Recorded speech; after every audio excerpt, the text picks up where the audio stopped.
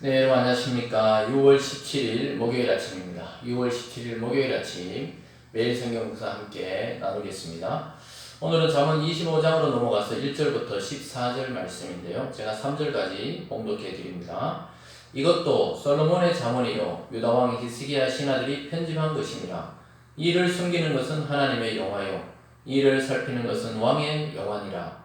하늘의 높음과 땅의 깊음같이 왕의 마음은 헤아릴 수 없느니라. 아멘. 오늘 본문을 중심으로 숨기시는 하나님, 살피시는 왕, 숨기시는 하나님, 살피는 왕이라는 제목으로 하나님 말씀 증거하겠습니다. 오늘 본문을 통해서 보면요, 이 솔로몬의 두 번째 잠언이라는 것을 알 수 있죠. 1절에 이것도 솔로몬의 잠언이요 이렇게 시작하는데, 히스기야 시대에 왕의 신하들이 그 솔로몬의 지혜 잠언을 편집했다 이렇게 성경은 말씀하고 있습니다. 그래서 25장부터 29장까지가 솔로몬의 두 번째 잠언이 등장하고 있는데요. 오늘 특별히 하나님은 자기의 모습을 숨기시고 자기의 뜻을 감추셔서 뒤쪽에서 보이지 않는 곳에서 일하신다 이렇게 말씀하시고, 왕은 그 하나님의 숨겨진 뜻을 살피는 것이 왕의 영광을 되찾는 길이다 이렇게 말하고 있습니다. 즉 이것은 하나님이 이 세상의 모든 일을 살피고 계신다는 사실을 지혜로 깨닫고 그것을 알고 살피는 것을 말하죠.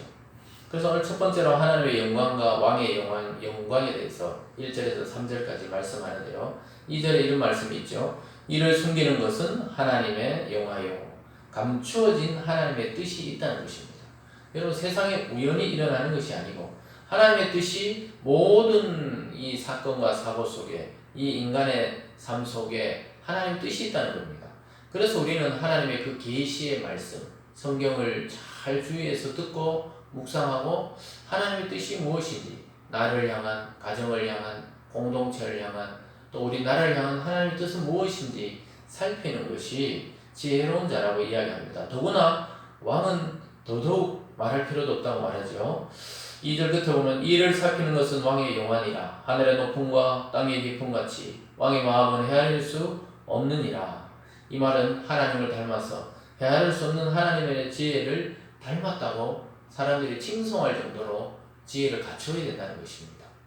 그 리더가 되고 한 나라를 이끌고 또 한 국가와 한 도시를 이끈다는 것은 보통 일이 아니죠. 어떤 일을 잘못 결정하면 그 전체 공동체가 위기에 빠지기 때문에 하나님의 지혜 같은 왕의 마음이다. 그래서 우리는 헤아릴 수 없다, 백성들이 이렇게 말할 정도로 그 깊이가 있어야 된다는 것입니다. 하늘의 높음, 땅의 깊음, 그것을 알 수 없는 것처럼 왕의 마음도 그러해야 된다는 것입니다. 그래서 왕은 내 주장과 내 계획이 아니라 하나님의 뜻이 무엇인지, 하나님의 마음은 무엇인지, 또 하나님이 우리 국가와 백성들에게 향한 뜻은 무엇인지 살피는 것이 진정한 왕의 영광이라고 이야기하고 있습니다. 다윗과 솔로몬은 그러한 자세로 이스라엘을 통치했던 것이죠. 그래서 하나님께서는 충성된 왕이 누군지를 늘 살펴보고 계십니다. 저와 여러분, 우리의 삶 속에도 하나님의 뜻이 무엇이고 하나님이 바라시는 방향은 무엇인지 깊이 생각하고 그 뜻을 쫓아 순종하는 저와 여러분의 삶이 되기를 주님의 이름으로 축원드립니다. 오늘 두 번째로는 신하의 위치, 신하의 사명에 대해서 4절에서 7절까지 말씀하고 있습니다. 하나님의 일꾼이 되는 그 과정은 고난을 거친다고 이야기합니다. 4절과 5절입니다. 은에서 찌꺼기를 제하라. 그리하면 장생에 쓸만한 그릇이 나올 것이요.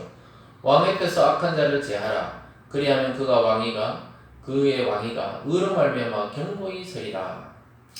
그러니까 이 찌꺼기를 제거하고 그래야 은이 정말 순수한 은이 되어야 은장색, 쓸만한 그 도구를 만든다는 것이죠.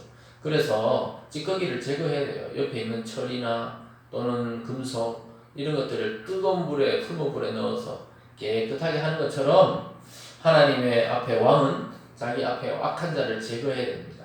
아무리 자기에게 유리해도 또 인간적으로 관계가 깊어도 악한 자는 제거해야 왕위가 견고하게 선다고 이야기하고 있습니다.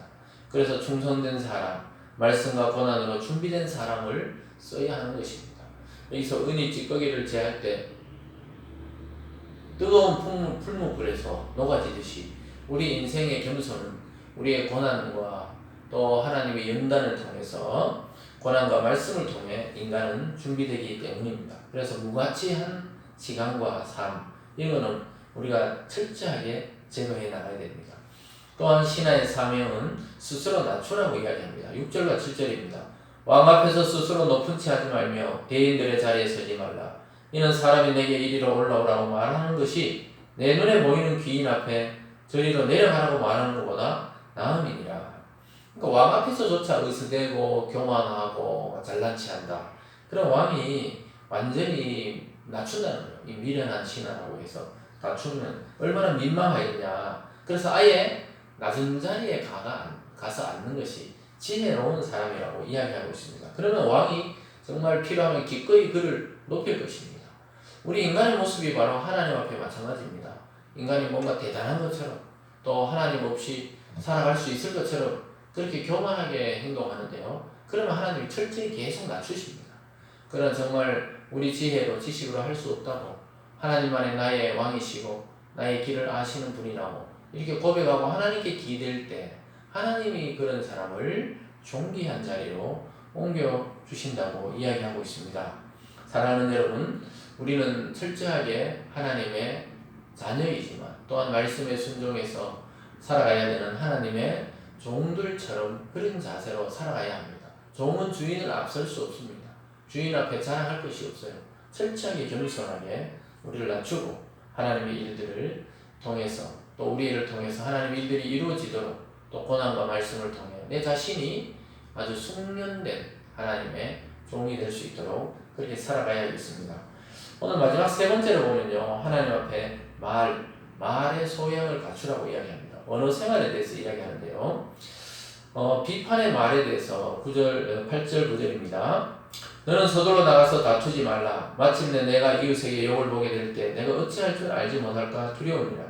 너는 이웃과 다투거든 변론만 하고 남의 은밀한 일은 누설하지 말라. 이렇게 말하고 있습니다. 그래서 우리가 비판의 말은 삼가하라는 것이죠. 이웃을 욕보이지 말라는 거예요. 너가 오히려 욕을 당하게 된다는 거예요.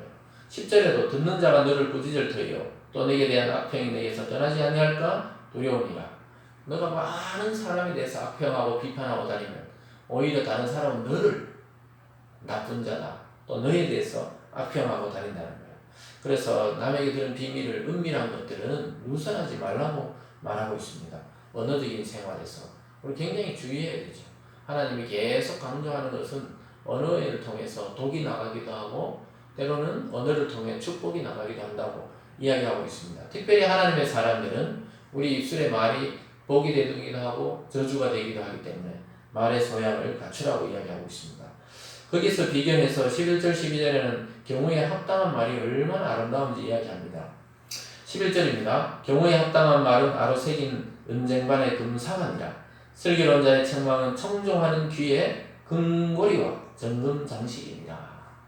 참 지혜롭게 말하고 합당하게 말하는 것은 아로 새긴 은쟁반의 금사가 같단 말입니다. 아주 아로 새긴 그 금쟁반의 금사가다. 얼마나 적절합니까? 그것처럼 말을 적절하게 할 수 있는 분, 합당하게 할 수 있는 그런 사람에 대해서 이야기하고 있습니다.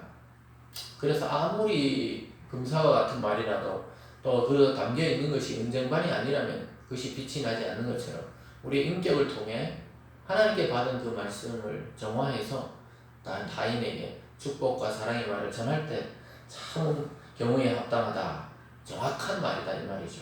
그런 말을 통해서 사람들에게 그 금기고리와 그 장식이 걸리듯이 그 사람에게 영광이 된다는 것입니다. 그래서 슬기로운 자의 책망은 청종하는 자, 순종하는 자에게는 정말 금은 보석과 같은 그런 말이 되는 것입니다. 사랑하는 여러분, 경우에 합당하고 또 지혜롭고 슬기로운 말을 통해 우리 자신뿐만 아니라 상대를 살리는 언어 생활로 나가기를 바랍니다. 또 마지막에 보면은 말의 소양에 대해서 충성된 사자, 왕에 있어서 이만한 사자가 없는 것이죠. 이만한 사신이 없는 것이죠. 13절입니다. 충성된 사자는 그를 보낸 이에게 마치 주수하는 날의 얼음 냉수 같아서 능히 그 주인의 마음을 시원하게 하느니라. 선물한다고 거짓 자랑하는 자는 비없는 구름과 바람 같으니라. 여러분, 기다리던 소식을 진실하고 책임감 있게 전해주는 왕 앞에 선 사자는 그 주인의 마음을 시원케 합니다. 추수하는 날에 냉수다. 얼음 냉수라는 것은 여러분 땡볕에 참 밥 깔고 또 추수하고 곡식을 거두면 얼마나 덥습니까? 그럴 때 얼음이 둥둥 떠 있는 냉수를 한 잔 들이키게 되면 온 마음과 몸이 시원함을 느끼게 되죠. 정말로 충성된 신하의 그 소식이 그렇다는 것입니다. 애타게 기다리는 그 소식을 듣게 되면은 너무너무 속이 시원한 것이죠. 여러분 이것이 바로 하나님과 또 왕 앞에 그 마음을 시원케 하는 충성된 사람의 모습입니다. 그럼 그 반대로 선물한다고 거짓 자랑해놓고는 주지 않는 자는 무엇입니까? 구름과 바람, 비가 없는 구름은 필요 없어요. 가뭄의 때에 비가 와야 되는데 선물할게, 내가 이걸 해줄게, 저걸 해줄게 빈말로 다 약속해놓고는 하나도 지키지 않죠. 그런데 상대방은 계속 기억하거든요. 저 사람이 언제 그걸 해줄란가, 언제 들어줄란가, 언제 그 약속이 지켜질란가. 물론 우리가 의도적으로 그렇지 않고 잊어버릴 때도 있어요. 사실은 잊어버릴 때 있습니다. 그럴 때는 여러분 오히려 상대방이 좀 이야기해 주는 것도 괜찮아요. 그런데 늘 습관적으로 사람들이 공수표 날리듯이 계속해서 거짓말로 자기는 거짓말을 생각도 안 해요. 그냥 약속하고 이렇게 해줄게, 저렇게 해줄게, 너 이렇게 도와줄게, 또 이런 일을 해줄게. 아무것도 이루어지는 것이 없어요. 그런 사람은 비 없는 구름과 바람 같아서 정말 그런 사람들은 괜히 옆에 없는 게 낫습니다. 괜히 힘을 빼죠. 마음의 기대만 잔뜩 부풀게 해놨다가 아무 유익이 없는 사람이 되는 것입니다. 그래서 여러분 이것은 바로 누구나 그럴 수 있어요. 저와 여러분도 실수할 수 있습니다. 이 말은 결국 사람을 너무 의지하거나 기대하지 말라는 거예요. 참 그렇게 살아주면 감사하고 그렇게 안 될지라도 우리가 하나님을 기대하고 살아가야 하는 것입니다. 오늘 말씀을 통해 하나님은 숨기시고 또 뒤편에 숨어서 하나님의 뜻을 조용히 이루어 가신다는 것을 알 수 있습니다. 결국은 우리가 얼마나 신실한 종으로 또 순수한 언어 생활을 통해 사람을 살리는 것으로 나가느냐, 이것이 더 중요한 문제라는 것입니다. 여러분 하나님께 충성된 왕, 또 왕에게 충성된 신하는 하나님의 마음과 왕의 마음을 시원케 합니다. 저와 여러분이 바로 이런 시원케 하는 신하처럼 하나님 앞에 또 세상 앞에 그런 자세로 서야 되겠습니다. 하나님 앞에 말씀으로 연단받고 그래서 우리 자신도 살고 세상도 축복하여 살리는 믿음의 성도들 다 되시기를 주님의 이름으로 축원드립니다. 기도하겠습니다. 사랑의 하나님 아버지, 하나님은 하나님께서 뜻대로 다 하시고도 잘 드러나지 않으시고 뒤에서 숨으셔서 오히려 사람들에게 영광을 주시고 축복을 주시려고 합니다. 하나님 우리 모든 성도님들의 입술이 충성된 신하가 되게 하시고 또 말과 행동에 적절한 그 소양을 통하여 하나님을 이 세상에 드러내고 또 타인을 축복하고 살리는 언어 생활로 나아갈 수 있도록 인도하여 주시옵소서. 오늘 하루도 주님의 뜻을 바라보며 우리 현재 선 그 자리에서 하나님을 증언하며 성실과 정직으로 살아가는 우리 모두가 될 수 있도록 인도하여 주시옵소서. 감사드리며 예수님 이름으로 기도드리옵나이다. 아멘.